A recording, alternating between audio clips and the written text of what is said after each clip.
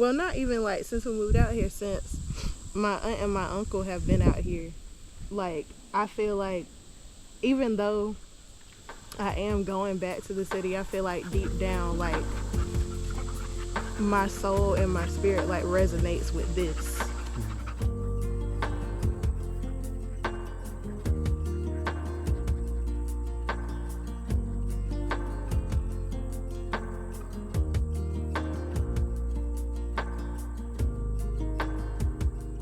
Hey, bless up, fam. So today is a little bit challenging for me.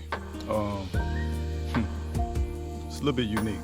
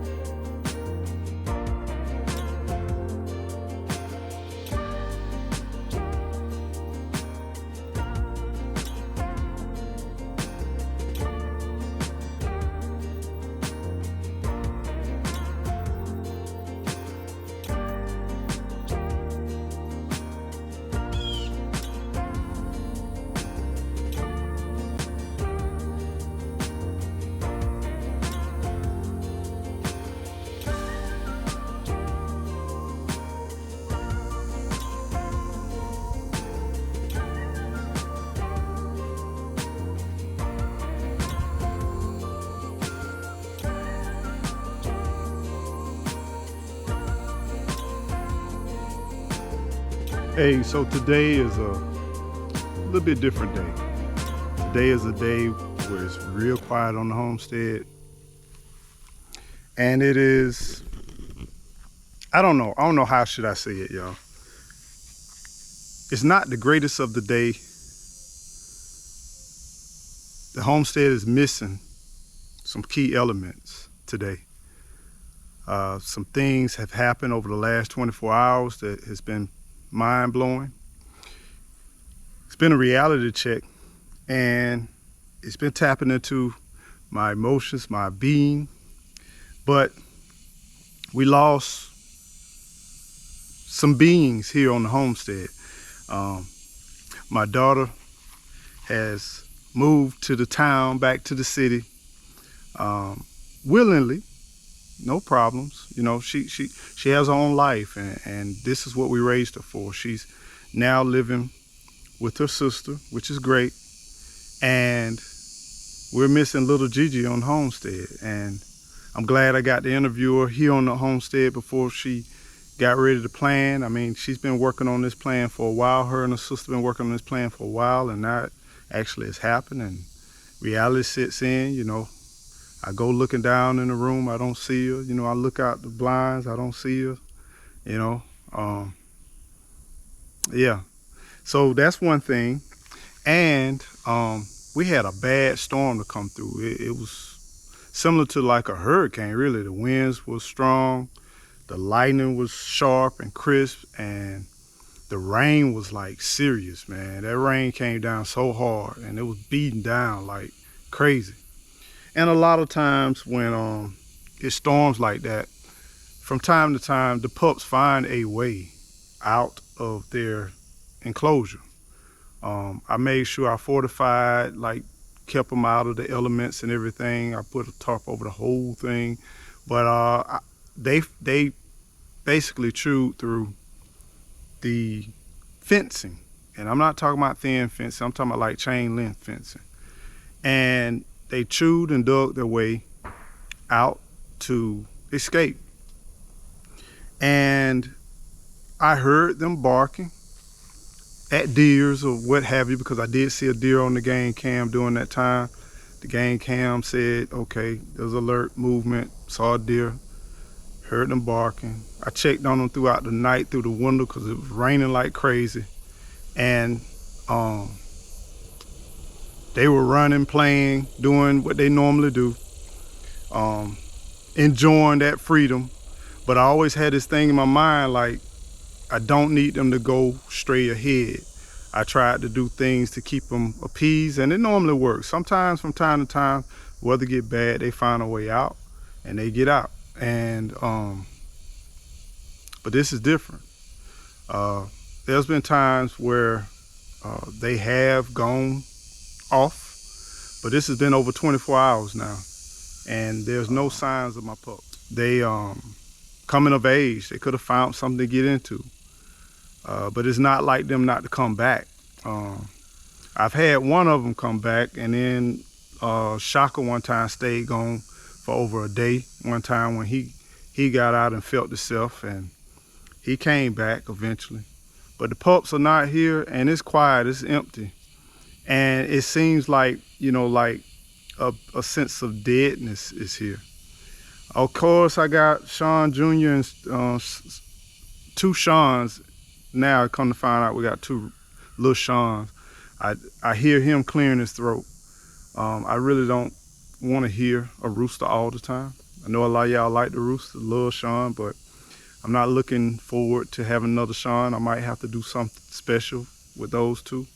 If I had my way, I'd just keep hens. I like silence and quiet, but those pups, you know, every day I let them out. I let them run, let them go crazy, let them do whatever they need to do.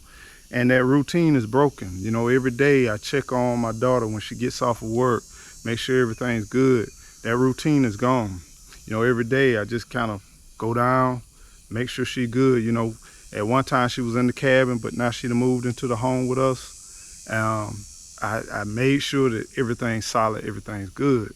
And so not having those pieces and those elements, it's different. It reminds me of when I first got out here on the land, and I was here, and Gigi was gone. She was going off, you know, going to work or what have you.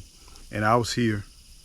And there was a sense of quiet peace, but then it also left a sense of emptiness. And even though it's not empty, it's activity all over the place. I was just showing you all the massive growth and opportunity for pests and bugs, and they're everywhere. But I believe in cohabitating with them, plant more than what I need, therefore we can both eat together.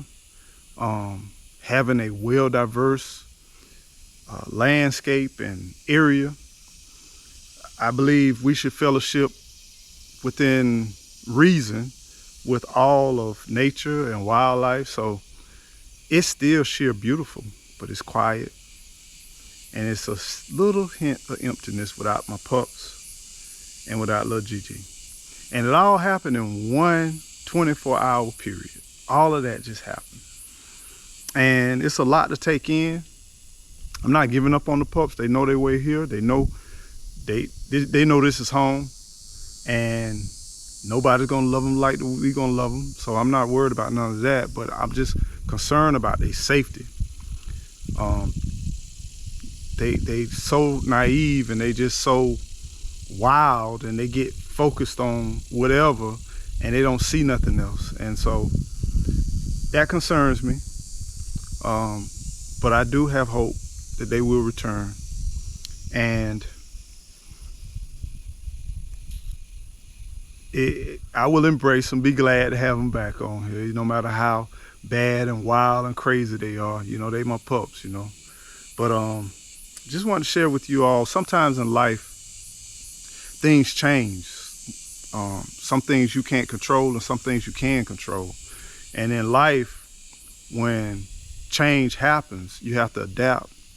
You have to move on. You have to push on and keep going, you know. Sometimes we experience people coming and going in our lives, and it's nothing that we can control, but it's just for a season. It's just for a period of time. And what we have to do, we have to embrace every single season, every single moment, everything that we have in life, the good times and the bad times. But we also got to learn to let go and move on too at the same time, because life is so delicate. It's so short. But we got to make sure that we're intentional and we be meaningful for what we're doing. And we got to be ourselves, and we got to be free within ourselves. And one thing I would like to say is, when things change in your life, when circumstances change, you have to move on. You have to be resilient. You have to keep pushing on. And then you have to stay focused on your goals and your dreams. Because things will happen. Things will distract you. Things will pull you off. But you want to stay aligned with your goals and your dreams, and you want to keep pushing on. A lot of things have challenged us in this journey, to this homestead journey. We still got a long ways to go. And we're here in year 2 of this, and we embrace these changes and these challenges. And now I have a totally different viewpoint when things happen and things go awry.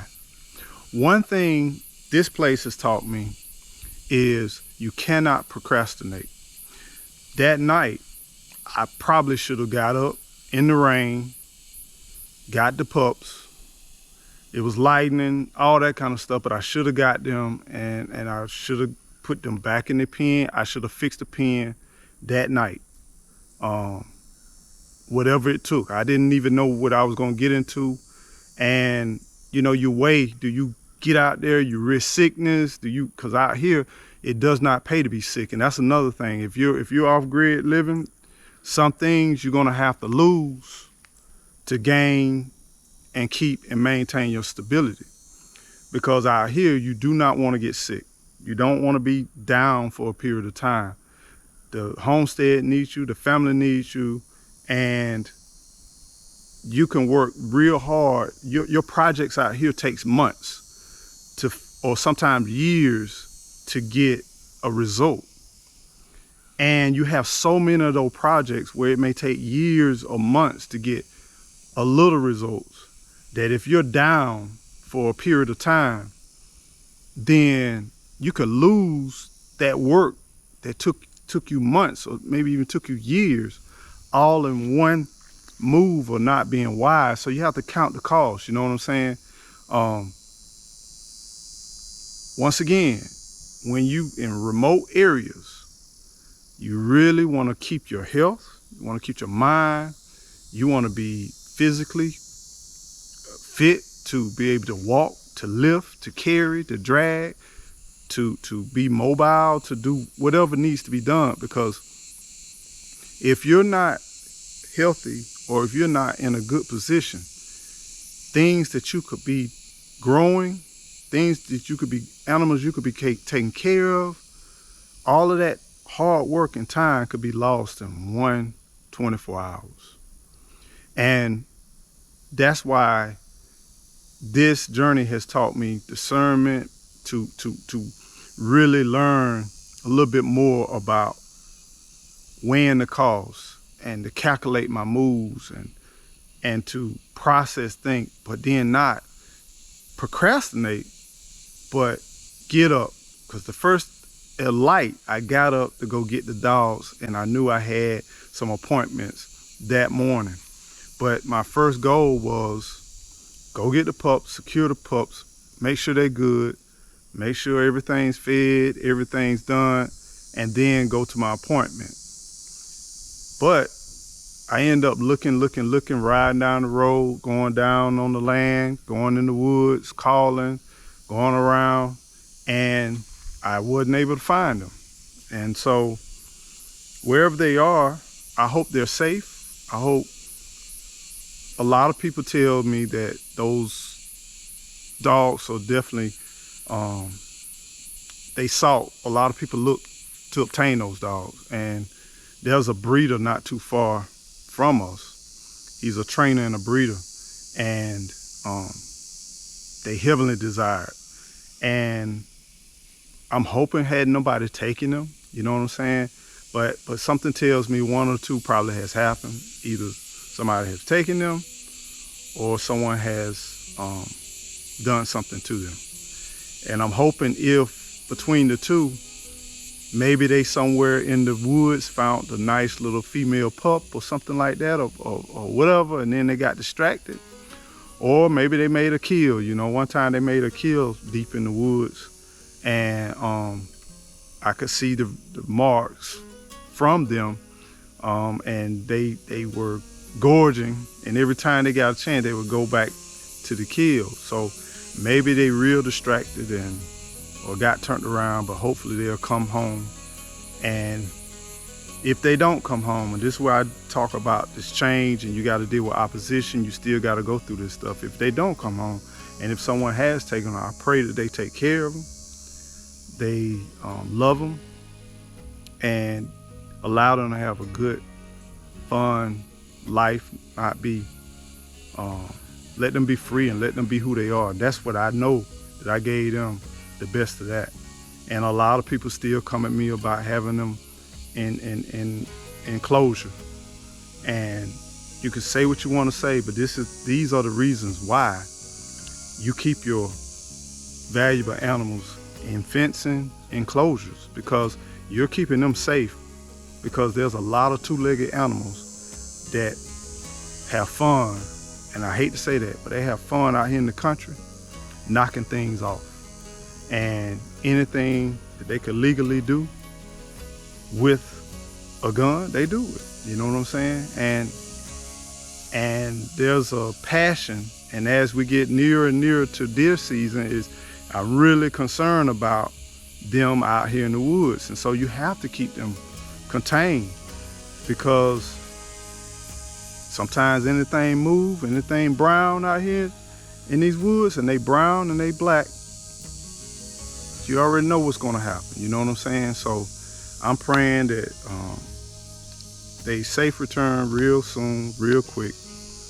And if they don't, I'm praying that they have a awesome, happy, fulfilling life and be well taken care of. So until next time, y'all, I know this is not the high video, but I just want to share this portion of my experience with you. And then I also want to just have a conversation with you, because, you know, we talk, and I appreciate us talking. I appreciate y'all coming on the channel. I appreciate your comments. And I see y'all until the next time. Y'all stay well. And don't forget to keep on growing. Grow.